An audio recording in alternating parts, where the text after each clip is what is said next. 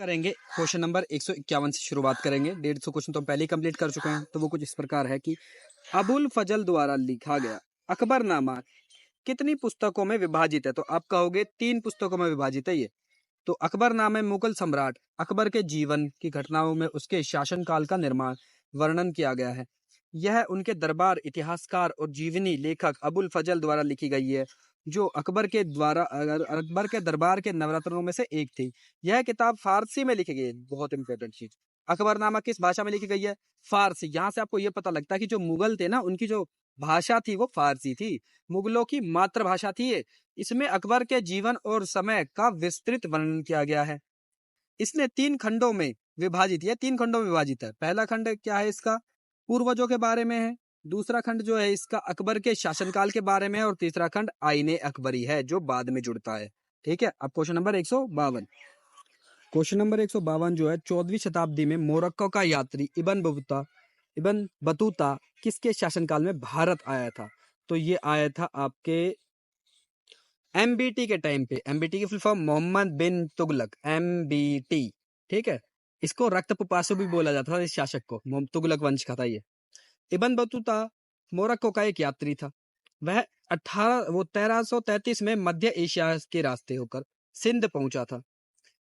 उस समय दिल्ली का शासक मोहम्मद बिन तुगलक को दिया गया था। इबन बतूता ने कि विद्वान से प्रभावित होकर सुल्तान ने दिल्ली का काजी बना दिया। देखो, एमबीटी ने इबन बतूता को क्या बनाया? काजी। काजी क्या था? एक तरह से आप जज कह सकते हो। ठीक है। इबन बतूता ने अपनी यात्राओं का वर्णन अपनी किताबुल रहला ने लिखा। तो इसकी अब अगर बोलूं रहला किसकी बुक है, तो आप बोलोगे इबन बतूता की। कहां से थे? मोरक्को से थे। किसके शासनकाल में भारत आए? आप बोलोगे एमबीटी के टाइम पे भारत आए। एमबीटी ने क्या बना दिया? गाजी दे दिया। इबन बतूता को मध्यकाल का महानतम मुस्लिम यात्री भी कहा जाता है। ठीक है। इसके बाद निम्नलिखित इतिहासकारों में से किसने अपना पहला इतिवृत्त 1356 में लिखा? तो वो कौन से थे आपके? जियाउद्दीन बर्नी थे वो आपके। कौन? जियाउद्दीन बर्नी ने लिखा था। अब आगे देखते हैं। जियाउद्दीन बर्नी ने अपना पहला इतिवृत्त वर्ष 1356 में लिखा था। वह दिल्ली सल्तनत के मोहम्मद बिन तुगलक के और फिरोज शाह तुगलक के शासनकाल में एक राजनीतिक विचारक थे।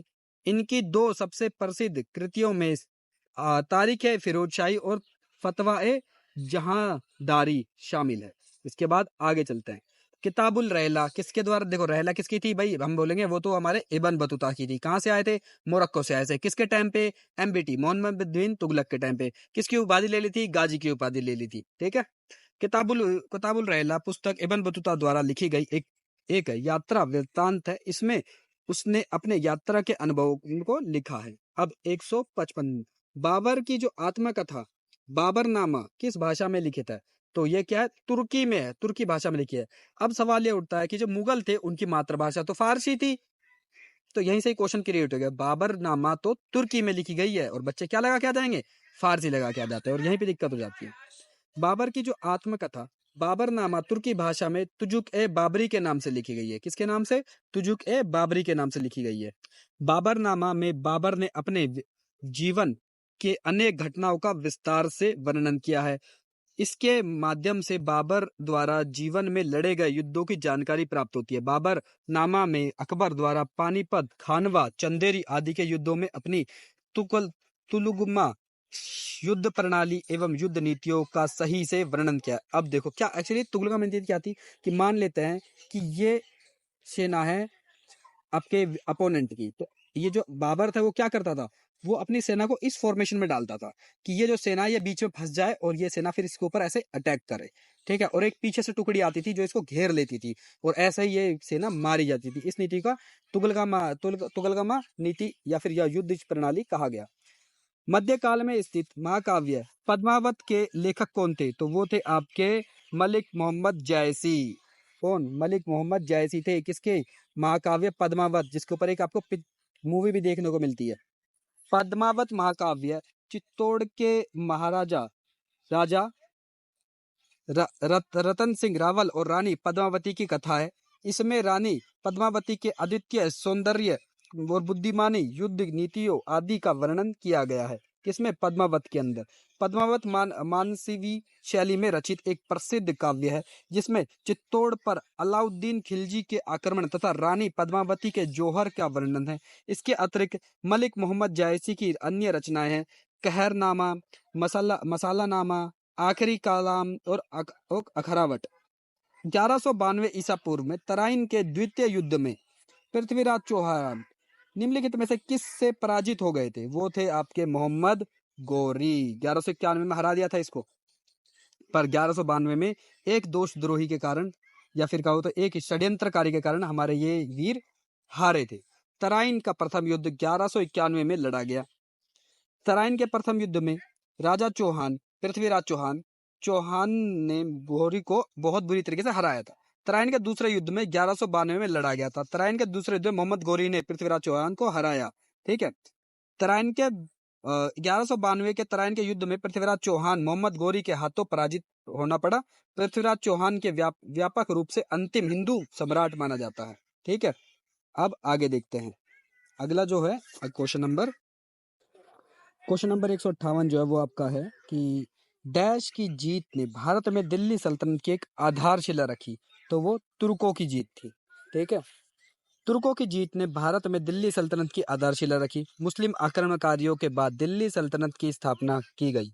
दिल्ली सल्तनत के पहले सुल्तान कुतुबुद्दीन ऐबक 1206 से 1210 गौरी के एक तुर्क थे। दिल्ली सल्तनत की जो स्थापना तुर्की मुसलमानों ने की थी। दिल्ली सल्तनत के शमशी वंश का सबसे प्रमुख शासक शमशुद्दीन इल्तुतमिश था। इल्तुतमिश जो है कुतुबुद्दीन ऐबक का दामाद था। ठीक है। इसके बाद इल्तुतमिश को दिल्ली सल्तनत का वास्तविक संस्थापक माना जाता है। अब क्वेश्चन नंबर 159, निम्नलिखित में से कौन तुर्क शासक था जिसने 1398 ईसा पूर्व के इरादे से 1398 में लूट के इरादे से भारत में आक्रमण किया था? तो वो तैमूर लंक था। कौन? तैमूर लंक। तुर्की शासक तैमूर लंक ने 1398 ईसा पूर्व में भारत पर नसरुद्दीन महमूद शाह के समय आक्रमण किया था। तैमूर को पश्चिमी साहित्य के तैमूरलेन भी कहा जाता है। यह समरकंद का एक तुर्क सम्राट था। इसके बाद क्वेश्चन नंबर 160, मोहम्मद गौरी की सेना और पृथ्वीराज चौहान के बीच 2 बार युद्ध हुआ, जिसमें किस युद्ध की दूसरी लड़ाई 1192 पृथ्वीराज चौहान हार गए थे? वो तराइन का द्वितीय जोर था। ठीक है। तराइन की second world war. Muhammad Ghori की सेना और पृथ्वीराज चौहान के बीच 2 बार युद्ध हुआ, जिसमें तराइन की दूसरी लड़ाई में पृथ्वीराज चौहान हार गए। मोहम्मद गौरी ने उसके राज्य पर कब्जा कर लिया। तराइन के प्रथम युद्ध में पृथ्वीराज चौहान और मोहम्मद गौरी के मध्य 1191 में लड़ाया गया, जिससे पृथ्वीराज चौहान की जीत हुई थी और मोहम्मद गौरी की हार हुई थी। तैमूर लंग ने दिल्ली पर किस वर्ष आक्रमण किया था? तो ये तो रिपीटेड क्वेश्चन है। 1398 में किया था। तैमूर ने दिल्ली पर 1398 में तुगलक वंश के अंतिम शासक नसरुद्दीन के शासनकाल के दौरान आक्रमण किया था। तैमूर एक तुर्क मंगोल आक्रमणकारी था जिसने तैमूर साम्राज्य की स्थापना की थी। निम्नलिखित में से किसने अपने हमलों में प्रसिद्ध सोमनाथ मंदिर के साथ अन्य मंदिरों को 17 बार लूटा और नष्ट कर दिया? वो थे आपके गजनी। महमूद गजनी था ये। सोमनाथ मंदिर पर इसने किया था 1025 में महमूद गजनी को ने नष्ट कर दिया। मूर्ति को तोड़ने से लेकर यहाँ पड़े चढ़े सोने चांदी सभी आभूषणों को लूट लिया और इसलिए इसको मूर्ति भंजक भी कहा जाता है। महमूद गजनी ने 1000 से 1027 तक भारत में कुल 17 बार आक्रमण किया और आखिरी बार ये जाटों के द्वारा हराया गया। ठीक है। इसमें क्वेश्चन नंबर 163, इनमें से किसके द्वारा दिल्ली सल्तनत में इक्ता प्रणाली को संस्थागत रूप से लागू किया? तो वो आपके इल्तुतमिश थे, दिल्ली सल्तनत के वास्तविक राजा इल्तुतमिश। ठीक है। दिल्ली सल्तनत के शमशुद्दीन इल्तुतमिश द्वारा इक्ता प्रणाली की शुरुआत की गई। इक्तादारी प्रणाली केंद्रीकरण के लिए एक महत्वपूर्ण साधन थी। ठीक है। इक्तादारी प्रणाली सुल्तानों और और कुलीनता के बीच क्षेत्रों के विभाजन पर आधारित थी। इसमें भूमि को छोटे भागों में विभाजित करके उसे रईसों, अधिकारियों और सैनिकों को दे दिया जाता था। इल्तुतमिश का शासनकाल 1210 से 1236 तक रहा। इल्तुतमिश ने लाहौर की बजाय दिल्ली को अपनी राजधानी बनाया। इसे गुलामों का गुलाम कहा जाता है। 164 किसके बीच अवधि के दिल्ली सल्तनत की अवधि के रूप में जाना जाता है? तो ये थी आपकी 1206 से 1526। 1526 में कौन आएगा? बाबर आता है। ठीक है, 1206 से 1526 तक के बीच की अवधि में दिल्ली सल्तनत की अवधि के रूप में जाना जाता है। दिल्ली सल्तनत तो मुख्यतः 5 राजवंशों ने शासन किया था। ठीक है, निम्नलिखित में से दिल्ली सल्तनत का सही क्रम क्या है? तो देखो, इसका जो सही क्रम है वो सबसे पहले आते हैं आपके गुलाम। 1206 पे आते हैं आपके कुतुबुद्दीन ऐबक, जो गुलाम वंश की स्टार्टिंग करते हैं। फिर आते हैं खिलजी। ठीक है, मोहम्मद बिन खिलजी आते हैं। ठीक है, उसके बाद तुगलक आते हैं। तुगलक के बाद में लोधी, और लोधी के बाद में आपकी दिल्ली सल्तनत खत्म हो जाती है। फिर मुगल स्टार्ट हो जाते हैं, जिसमें पहला शासक कौन था? बाबर था। दिल्ली सल्तनत ने कुल 5 वंशों ने शासन किया, जिसका सही क्रम क्या है? सबसे पहले गुलाम, खिलजी, तुगलक, सैयद और लोधी। निम्नलिखित में से कौन गुलाम वंश के संस्थापक था, जो पहले मोहम्मद गोरी का सेनापति था? तो वो कौन थे आपके? वो थे आपके कुतुबुद्दीन ऐबक। ठीक है, कुतुबुद्दीन ऐबक जिसे लाख बख्श गुलाम वंश का संस्थापक था। बट इसको गुलाम वंश का ना वास्तविक राजा नहीं बोला गया, वो इल्तुतमिश को बोला गया, क्योंकि इसने फतवा जारी नहीं किया था। वह दिल्ली सल्तनत का पहला सुल्तान था। कुतुबुद्दीन ऐबक गोरी साम्राज्य के सुल्तान मोहम्मद गोरी का गुलाम था। मोहम्मद गोरी की मृत्यु के बाद कुतुबुद्दीन ऐबक 1206 में गुलाम वंश की स्थापना की। ऐबक का राज्याभिषेक जून 1206 में हुआ। ऐबक ने दिल्ली में कुतुबुल इस्लाम और अजमेर में 2.5 दिन का झोपड़ा नामक मस्जिदों का निर्माण कराया था। कुतुबुल इस्लाम मस्जिद और 2.5 दिन का झोपड़ा। ये 2.5 दिन का झोपड़ा था, वो एक संस्कृत मंदिर था, जो कि 2.5 दिन के अंदर अंदर कन्वर्ट कर दिया गया एक मॉन्क के अंदर। इन्होंने सूफी संत ख्वाजा कुतुबुद्दीन बख्तियार काकी के सम्मान में कुतुब मीनार का निर्माण शुरू करवाया था। ठीक है, 167 2.5 दिन का झोपड़ा डैश में स्थित एक पुरानी मस्जिद है। तो ये कहाँ पे है? ये अजमेर में है। अजमेर कहाँ है? राजस्थान के अंदर है। ठीक है, इसके बाद अब इसकी एक्सप्लेनेशन पढ़ते हैं। 2.5 दिन का झोपड़ा राजस्थान के अजमेर में स्थित एक मस्जिद है। यह भारत के सबसे पुरानी मस्जिदों में से एक है। इस मस्जिद का निर्माण कुतुबुद्दीन ऐबक ने शुरू करवाया था। 168 1206 से 1526 के दौरान दिल्ली पर कितने राजवंशों ने शासन किया? मैंने पहले बता दिया, 5 थे। सबसे पहले आपके गुलाम आएंगे, फिर खिलजी आएंगे, फिर तुगलक, फिर सैयद और लास्ट में आपके लोधी। ठीक है, ये आएंगे। 1206 से 1526 तक दौरान दिल्ली पर 5 वंशों ने शासन किया। सबसे पहले आता है गुलाम वंश, जो कि आपका था 1206 से 1290। फिर कुतुबुद्दीन ऐबक इस गुलाम वंश के संस्थापक थे। ठीक है, 1206 से 1210। फिर ऐबक के बाद आता है इल्तुतमिश 1210 से 1236। इल्तुतमिश के बाद आती है इनकी लड़की, ये पहली महिला मुस्लिम शासिका थी।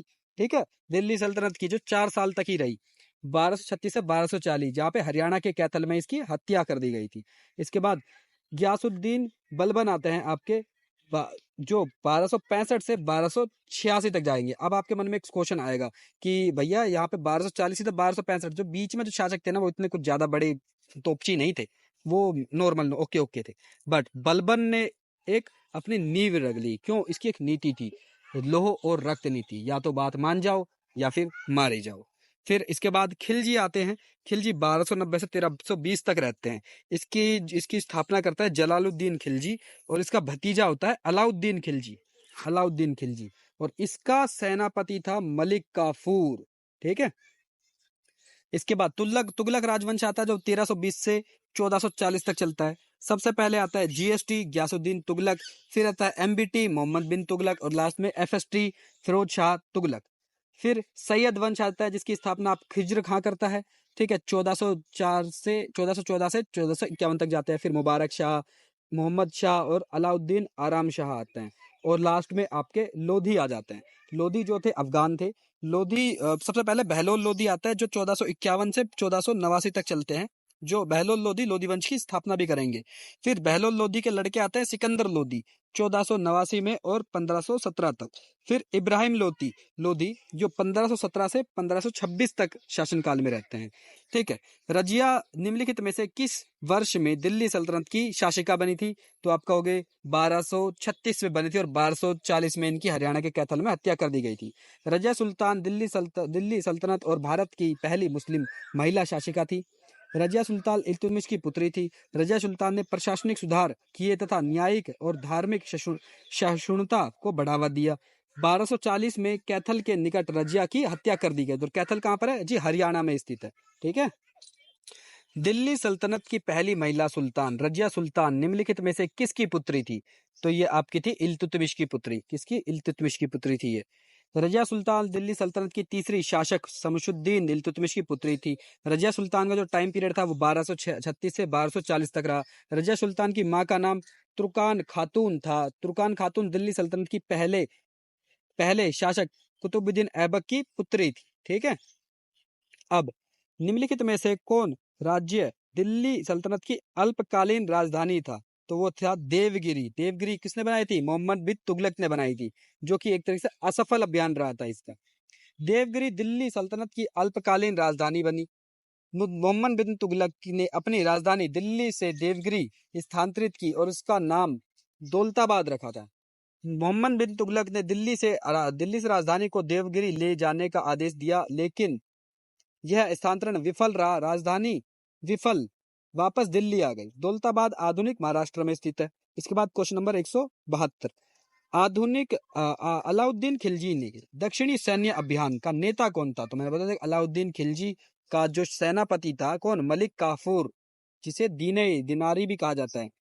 अलाउद्दीन खिलजी ने सैन्य अभियानों का नेतृत्व मलिक काफूर ने किया। मलिक काफूर को 1000 दिनारी, दिनारी नहीं 1000 दिनारी कहा जाता है। ठीक है। मलिक काफूर दिल्ली सल्तनत के शासक अलाउद्दीन खिलजी के सेनापति था। मलिक काफूर के दक्षिण भारत में चलाए गए कुछ अभियान कुछ इस प्रकार है। पहला आक्रमण तेलंगाना में वारंगल के शासक प्रताप रुद्र देव के विरुद्ध किया इसने। ठीक है। दूसरा अभियान द्वार समुद्र और मालाबार के खिलाफ हुआ। 173। दिल्ली में हौज खास में क्षेत्र में चोर मीनार किसके द्वारा बनाई गई? तो वो थी अलाउद्दीन खिलजी, जिसको अलाई मीनार भी कहा जाता है। ठीक है।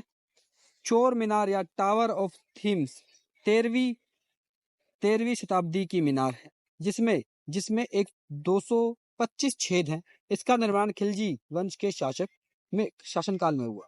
174।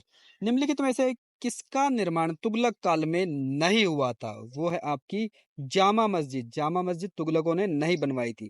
ठीक है। जामा मस्जिद दिल्ली का निर्माण मुगल काल में हुआ। जामा मस्जिद का निर्माण मुगल शासक शाहजहां ने करवाया। शाहजहां ने ही आपके क्या एक और बनवाया था, जो हम जनरली प्यार की निशानी कहते हैं, ताजमहल। ठीक है। इसके बाद तुगलक वंश का संस्थापक जीएसटी गयासुद्दीन तुगलक। तुगलक वंश में 3 महत्वपूर्ण शासक आए, जीएसटी, एमबीटी और एफएसटी। ठीक है। इसके बाद 175। दिल्ली के किस सुल्तान ने कुछ आज की कागजी मुद्रा की तरह टोकन मुद्रा चलाई? तो वो है आपके एमबीटी। ठीक है। मोहम्मद बिन तुगलक। एक्चुअली ये जो सुल्तान था ना, ये अपने समय के दौर से बहुत आगे था, इसलिए इसे रक्त पिपासु कहा गया। इसलिए जनता इसकी दूरगामी सोच को नहीं समझ पाई। इसने अपनी देश की राजधानी दिल्ली से बदल के दौलताबाद यानी देवगिरी लेकर गया, इसलिए क्योंकि दिल्ली पर बार बार आक्रमण हो रहे थे। ठीक है। बट वो विफल रहा। के बाद दिल्ली के सुल्तान मोहम्मद बिन तुगलक ने टोकन मुद्रा का प्रचलन किया। टोकन मुद्रा के जरिए व्यापार को आसान बनाना और दुर्लभ धातुओं का निर्भरता कम करना था। टोकन मुद्रा में जीतल तांबे का सिक्का और टोकन जिसको चांदी के सिक्के थे। Question number 176। तुगलक वंश के बाद किस वंश ने शासन काल किया? तो वो आते हैं आपके खिलजी आते हैं। खिलजी नहीं आते, एक्चुअली आते हैं आपके सैयद वंश आता है। खिलजी तुगलकों से पहले आए थे। सबसे पहले गुलाम, फिर खिलजी, फिर तुगलक और फिर उसके बाद सैयद, और सैयद के बाद कौन आएंगे? लोधी आते हैं। ठीक है। तुगलक वंश के शासनकाल के बाद सैयद वंश 1414 से 1451 तक शासनकाल लिया। सैयद वंश के संस्थापक खिज्र खां थे। सैयद वंश के शासनकाल कुल 37 वर्षों तक शासन किया। 177। दिल्ली सल्तनत के तहत कौन सा राजवंश भारत में पहला अफगान पश्तून राजवंश था? तो वो थे आपके लोधी अफगान थे। ठीक है। दिल्ली सल्तनत का पहला अफगान लोधी वंश था। लोधी वंश 1451 से 1526 तक चला। दिल्ली सल्तनत पर शासन किया इसने। ठीक है, यह दिल्ली सल्तनत का 5वां और आखिरी राजवंश था। लोधी वंश का संस्थापक बहलोल लोधी थे। कौन थे? बहलोल लोधी थे। सिकंदर लोधी बहलोल लोधी का पुत्र था, जिसने 1504 में आगरा की स्थापना की थी और इसे अपनी राजधानी बनवाया था इसने। इब्राहिम लोधी सिकंदर लोधी का पुत्र था और दिल्ली का आखिरी लोधी सुल्तान था। इसके बाद लोधी वंश की वास्तुकला निम्नलिखित में से किस किस आकृति के मकबरे मकबरे पाए जाते हैं? तो वो थे आपके अष्टभुजाकार, 8 भुजाकार वाले मकबरे। लोधी वंश के शासनकाल में बने मकबरे 2 तरह के थे, एक चौकोर, एक अष्टभुजाकार। दिल्ली लोधी सिकंदर लोधी का मकबरा दिल्ली के लोधी गार्डन में स्थित है। कौन से गार्डन में? लोधी गार्डन में स्थित है। यह मकबरा अष्टकोणीय आकार का है और इंडो इस्लामिक शैली में बना है। इब्राहिम लोधी का मकबरा पानीपत में है। फिर 169 लोधी वंश का संस्थापक शासक निम्नलिखित में से कौन था? लोधी वंश का बहलोल लोधी। कौन थे? बहलोल लोधी थे। ठीक है, इसके बाद आगे बहलोल लोधी 1451 ईस्वी में लोधी वंश के स्थापना करी थी। बहलोल लोधी के बाद इसका पुत्र आता है जिसका नाम सिकंदर लोधी था, जिसने आगरा बसाया 1504 में। सिकंदर लोधी ने 1504 में आगरा शहर की स्थापना तथा आगरा की अपनी राजधानी इसने बनाया। इसके बाद सिकंदर लोधी गुलरुखी शीर्षक के नाम से फारसी में कविताएं लिखता था। तो ये क्वेश्चन आया कि गुलरुखी शीर्षक के नाम से कविताएं कौन सा दिल्ली सल्तनत का राजा लिखता था? तो आप कहोगे सिकंदर लोधी। सिकंदर लोधी के बाद उसका पुत्र इब्राहिम लोधी आता है। मुगल वंश के संस्थापक बाबर और इब्राहिम लोधी के बीच में 1526 में पानीपत का प्रथम वॉर होगी और जिसमें इब्राहिम लोधी की गर्दन काट दी जाती है। किसके द्वारा? बाबर के द्वारा। डैश के वजीर मंत्री ने दिल्ली में मोट मस्जिद का निर्माण कराया। तो ये कौन थे आपके? ये सिकंदर लोधी थे। मोट मस्जिद का निर्माण सिकंदर लोधी के शासनकाल के दौरान हुआ। मोट मस्जिद 1505 में वजीर मियां भूया द्वारा बनाई गई थी, जो दिल्ली सिकंदर लोधी के शाही दरबार से एक प्रधानमंत्री था। सिकंदर लोधी 1489 से 1517 तक रहते हैं। सिकंदर लोधी के बचपन का नाम निजाम खां था। सिकंदर लोधी ने भूमि माप के लिए 39 अंगुल का पैमाना विकसित किया, जिसे गज ए सिकंदरी का नाम दिया। तो अब गज ए सिकंदरी किसने स्टार्ट किया था? आपके सिकंदर लोधी ने स्टार्ट किया था। ठीक है, 181 दिल्ली के निम्नलिखित में से किस लोकप्रिय सुल्तान ने अलाई दरवाजा का निर्माण कराया? अलाई दरवाजा किसकी थी? आपके खिलजी ने करवाया था, अलाउद्दीन खिलजी ने। अलाउद्दीन खिलजी। अलाई दरवाजे का निर्माण अलाउद्दीन खिलजी ने कराया। इसका निर्माण 1311 ईस्वी में कुतुबुल इस्लाम मस्जिद के दक्षिण प्रवेश के द्वार पर किया गया। 182 क्वेश्चन नंबर। खिलजी वंश का संस्थापक कौन था? तो जलालुद्दीन खिलजी था, ना कि अलाउद्दीन। अलाउद्दीन खिलजी उसका भतीजा था। ठीक है, तो जलालुद्दीन खिलजी खिलजी वंश का संस्थापक था। जलालुद्दीन खिलजी 1290 से 1296 ईसा की राजवंश वंश का संस्थापक रहा। 1290 में कैकुबाद जो कि निर्मित किलोखेरी के महल में जलालुद्दीन खिलजी ने अपना अपना राज्याभिषेक किया और दिल्ली का सुल्तान बन गया था। ठीक है, इसके बाद 183 कुतुबुद्दीन ऐबक की मौत कौन सा खेल खेलते हुई थी? जी, चौगान, जिसको इंग्लिश में पोलो कहते हैं। ठीक है, खेलते हो गई थी, घोड़े से गिरा और उसकी मुंडी टूटी और ये निपट गया। कुतुबुद्दीन ऐबक की मृत्यु 1210 ईसा पूर्व में लाहौर में चौगान पोलो खेलते समय घोड़े से गिरते हुई उसे लाहौर में ही दफनाया गया है। कुतुबुद्दीन ऐबक की मृत्यु के बाद उसके पुत्र आराम शाह को शासक घोषित कर दिया गया। ठीक है, 184 मध्यकालीन भारत में दीवान ए अर्ज किसे कहा जाता था? तो वो है आपके दीवान ए अर्ज का मतलब है सैन्य विभाग। ठीक है, तो क्या कौन सा विभाग? सैन्य विभाग। दीवान ए अर्ज विभाग के प्रमुख को दीवान ए मामूली कहा जाता था। इस विभाग की स्थापना गयासुद्दीन बलबन ने की थी। अलाउद्दीन खिलजी के समय इसका महत्व बढ़ गया था। ठीक है, इस विभाग द्वारा शाही पत्राचार का कार्य किया जाता था। इसका प्रयोग सुल्तान की घोषणाओं और पत्रों का अनुबंध तैयार करने के लिए किया जाता था। इस विभाग का प्रमुख कार्य सैनिकों की भर्ती करना, सैनिकों और घोड़ों को रखना, रसद की व्यवस्था करना, सेना का निरीक्षण करना और सेना की सजावट की व्यवस्था करना था। इसके बाद 185 चित्तौड़ में विजय स्तंभ की स्थापना किसने की थी? तो राणा कुंभा ने की थी। ठीक है, चित्तौड़ में विजय स्तंभ की स्थापना। चित्तौड़ में विजय स्तंभ की स्थापना मेवाड़ के नरेश राणा कुंभा ने की थी। इनकी स्थापना राणा कुंभा के महमूद खिलजी के नेतृत्व वाली मालवा की सेना पर विजय की याद कराती है। इसके बाद इस स्मारक के रूप में वर्ष 1440 से 1448 ईस्वी के मध्य हुआ था इसका निर्माण। ठीक है। भारत में सिजदा प्रथा किसके द्वारा शुरू की गई थी? वो थे आपके बलबन के द्वारा। जो सिजदा प्रथा पैबोस प्रथा और ग्यासुद्दीन बलबन ने शुरू की थी। सिजदा प्रथा का अर्थ है झुककर सुल्तान के चरणों में सलाम करना और पैबोस का अर्थ है सुल्तान के पैरों को चूमना। बलबन ने इस नवरोज उत्सव को प्रारंभ कराया जो कि एक ईरानी त्योहार था।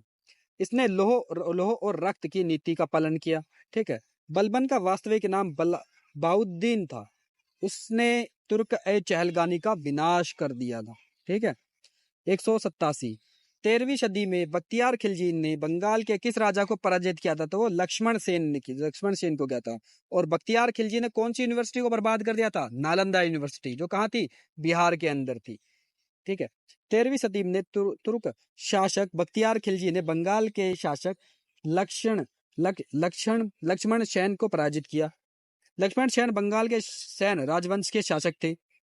बख्तियार खिलजी ने बिहार और बंगाल के विभाजित क्षेत्रों को एक प्रांत के रूप में संगठित किया। प्रसिद्ध सांस्कृतिक कवि जयदेव लक्ष्मण सेन के राज दरबारी थे। ठीक है। इसके बाद फिरोज शाह तुगलक किस प्रसिद्ध शहर का गठन किया? तो वो हिसार, जो वर्तमान में किसमें? हरियाणा के अंदर है। फिरोज शाह तुगलक ने हिसार शहर का निर्माण किया। फिरोज शाह तुगलक ने निम्नलिखित में से 4 नए कर लगाए। सबसे पहले खराज, ठीक है, भूमि कर, जजिया धार्मिक कर, गैर मुस्लिम जो मुस्लिमों को छोड़कर लगाया जाता, जकात संपत्ति कर, ठीक है, खुम्स युद्ध में लूटे गए माल पर कर। ठीक है। फिर उसके बाद फिरोज शाह तुगलक ने 2 नए सिक्के आधा और भीख चलाए। इसके बाद फिरोज शाह तुगलक अपनी राजधानी को सुशोभित करने के लिए 2 स्तंभ, एक टोपरा और एक दूसरा मेरठ से लेकर आया। फिरोज शाह तुगलक ने फिरोजपुर, फतेहाबाद और जौनपुर जैसे कई शहरों का स्थापना की। ठीक है। और फिरोज शाह तुगलक ने ही दिल्ली के तुगलकाबाद शहर की भी स्थापना करी है।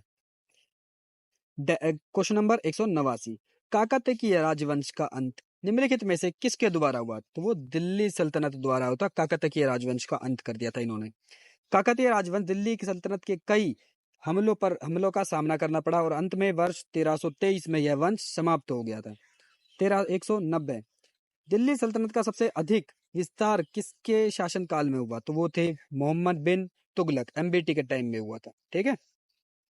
दिल्ली सल्तनत का सबसे अधिक विस्तार मोहम्मद बिन तुगलक के शासनकाल में देखा गया। मोहम्मद बिन तुगलक मध्यकालीन सभी सुल्तानों में सर्वाधिक शिक्षित, विद्वान और योग्य थे। इन्हें 26 वर्ष तक दिल्ली सल्तनत पर राजा किया। मोरक्को का यात्री जो इब्न बतूता थे, मोहम्मद बिन तुगलक ने शासनकाल में भारत आया, जिसने रहला नामक बुक लिखी और मोहम्मद बिन तुगलक ने उसको उपाधि दे दी, गाजी की उपाधि दे दी। फुतुहात ए फिरोज शाही किसके प्रशासनिक उपलब्धियों का विवरण है? वो है आपके फिरोज शाह तुगलक यानी FST। फुतुहात ए फिरोज शाही में फिरोज शाह तुगलक की प्रशासनिक उपलब्धियों का विवरण है। इसका लेखन स्वयं फिरोज शाह तुगलक ने किया है। इसने अपने शासनकाल में चांदी तांबे के मिश्रण में निर्मित सिक्के चलाए, जिन्हें आधा एवं भीख कहा गया। क्वेश्चन नंबर 192, दिल्ली के प्रसिद्ध शहरी सिरी का निर्माण किसने कराया? शहर सिरी का निर्माण तो यह है अलाउद्दीन खिलजी ने करवाया था सिरी का। पर सिरी का किला अगर मैं बोल दूं तो वो आपके दूसरे, वो अलाउद्दीन खिलजी नहीं है, वो 1545 में कराएंगे आपके। 1545 या उसके बाद होगा। और हिंट के लिए मैं बता देता हूँ कि उन्होंने मुगल के राजा हुमायूं को 2 बार गिरा के मार के भगाया था भारत से। अब कमेंट में बताओ कौन थे वो।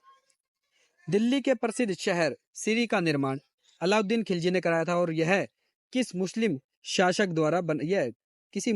द्वारा बनाया गया पहला शहर था।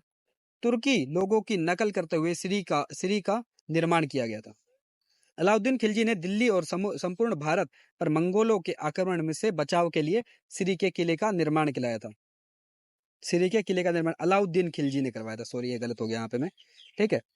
इसके बाद 193, दिल्ली के निम्न सुल्तानों में से कौन अपनी बाजार नियंत्रण नीति के लिए मशहूर थे? तो वो थे आपके अलाउद्दीन खिलजी, जिनके सेनापति थे मलिक काफूर।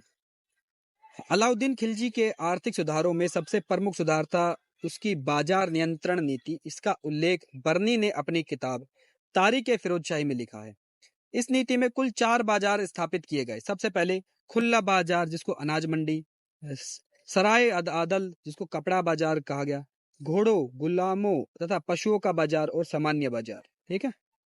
194 निम्नलिखित में से खिलजी वंश का प्रथम शासक कौन था? तो वो थे आपके जलालुद्दीन फिरोज खिलजी। ठीक है। जलालुद्दीन फिरोज खिलजी ने अपना जीवन एक सैनिक के रूप में शुरू किया था और अपनी योग्यता के बल पर इससे सर ए जहांदारी शाही अंगरक्षक का पद प्राप्त हुआ और बाद में समाना का सूबेदार बन गया था। 195 दिल्ली के किस सुल्तान ने टंका और जीतल के सिक्कों को प्रचलित किया था? तो वो थे आपके इल्तुतमिश ने करा था। किसने? इल्तुतमिश ने तुर्क ए चहलगानी या चालीसा दल का गठन किया। इल्तुतमिश कुतुबुद्दीन ऐबक का उत्तराधिकारी था। वह दिल्ली की सल्तनत पर तीसरा शासक बना है। ठीक है। जो मामलुक वंश से संबंधित था। इसने लाहौर के स्थान पर दिल्ली को अपनी राजधानी बनाई। तो अब अगर क्वेश्चन पूछ दूं कि दिल्ली को अपनी राजधानी कौन लेकर आए थे? तो वह इल्तुतमिश लेकर आए थे। तुगलकाबाद शहर की स्थापना किसने की थी? तो गयासुद्दीन तुगलक ने की थी। इसके बाद तुगलकाबाद शहर जो कि दिल्ली में स्थित है, शहर की स्थापना GST गयासुद्दीन तुगलक ने की थी। गयासुद्दीन तुगलक का शासनकाल 1320 से 1325 तक रहा।